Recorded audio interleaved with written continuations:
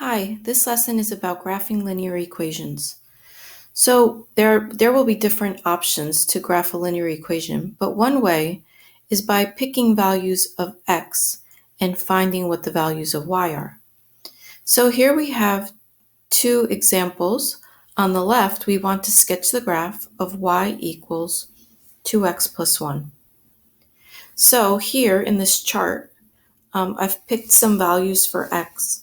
You can really pick any values you want when you're graphing a linear equation. So I'm picking numbers that are not very large, a negative, a 0, and a couple of positives. You really only need 2 points to graph a line, but I'm showing you 4 different options. So when you let x equal -1, you find your y values by plugging it into your equation, which we see right here. So 2 times -1 plus 1 gives me a value of -1 for y. We do the same thing when we plug in 0. When you plug in 0, the y value is 1. When you plug in 1, the y value is 3. And when you plug in 2, the y value is 5. These 4 points that are here in this chart are now plotted on this graph. Those are the red points that you see. So starting with -1, -1 here below, we move on to 0, 1, and then 1, 3, and finally 2, 5. So these points must line up on a straight line. As you see here, if they do not, you've made a mistake somewhere. And then you connect the points with a line. We put arrows at the end of each point to indicate that the line goes on forever. So this is just one representation using 4 points, but actually you could have picked much larger numbers, like x could have been 100, and you would have gotten a point further up on the graph. So that's what this upward pointing arrow indicates, that there are more points above. Similarly, if you had picked a more negative number, there would have been more points below. All right, so let's move on to the next example. So we want to sketch the graph of y equals -x plus 4.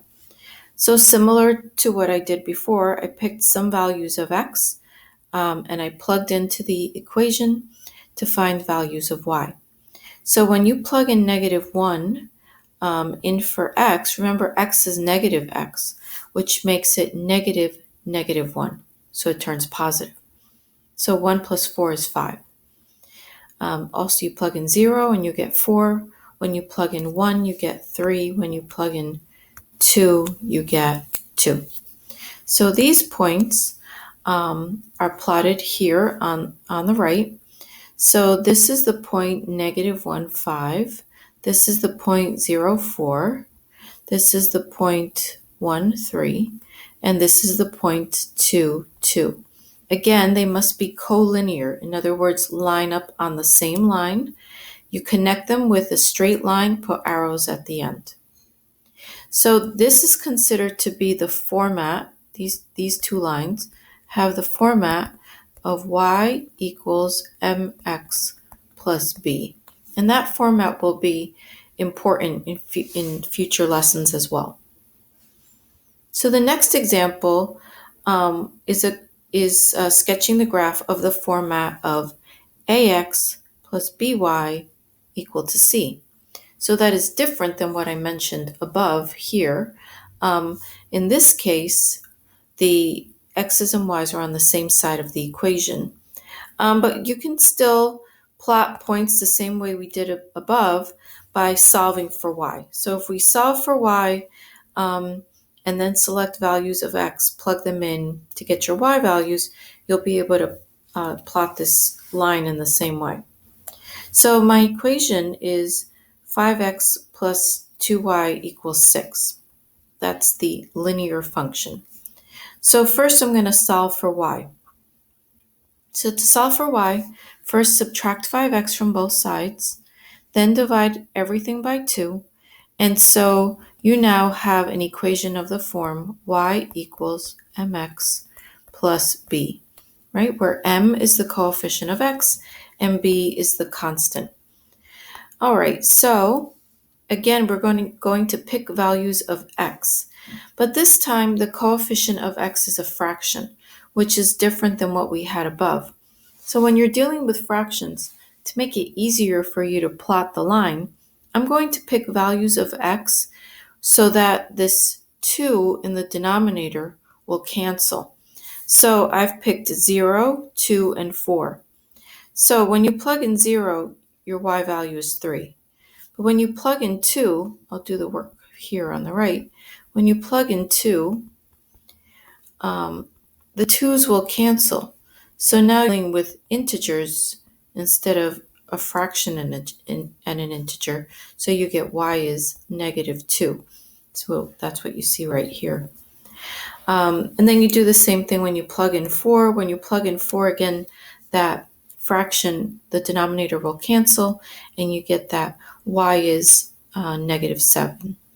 All right, so when you plot these points, 0, 3 is here, 2, -2 is here, and 4, -7 is here.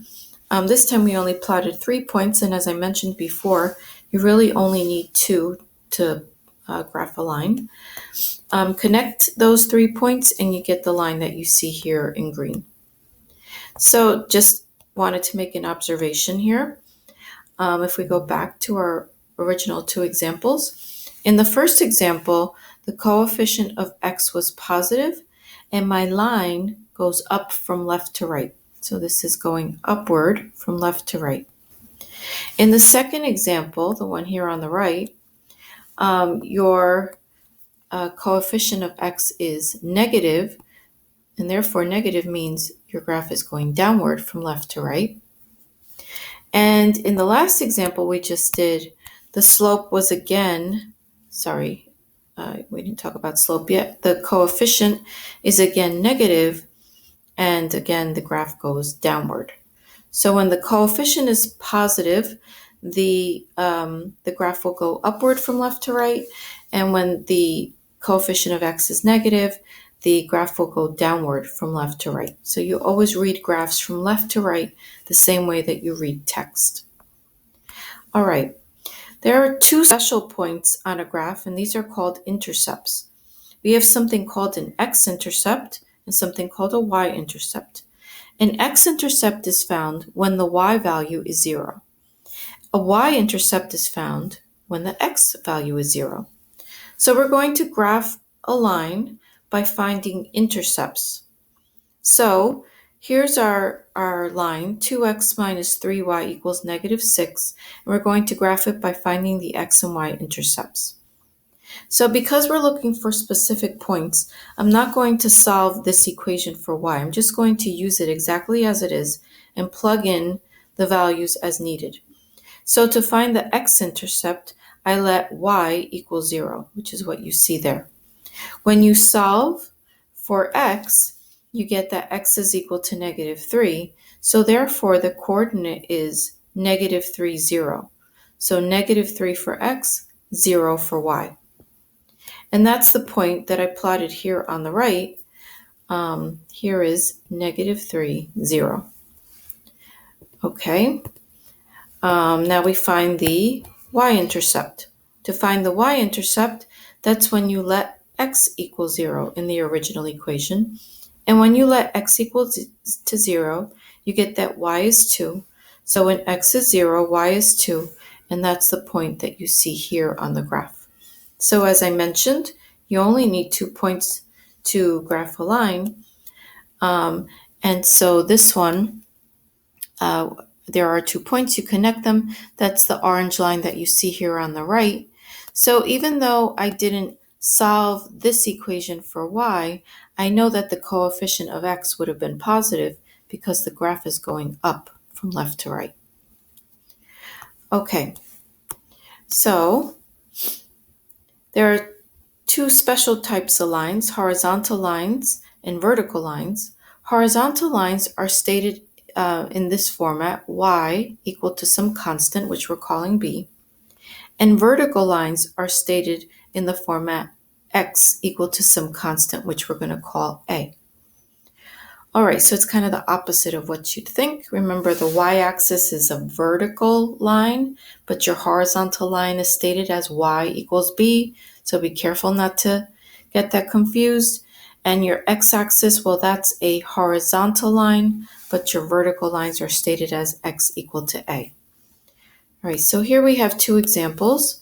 So on the left, we want to graph y equal to 3.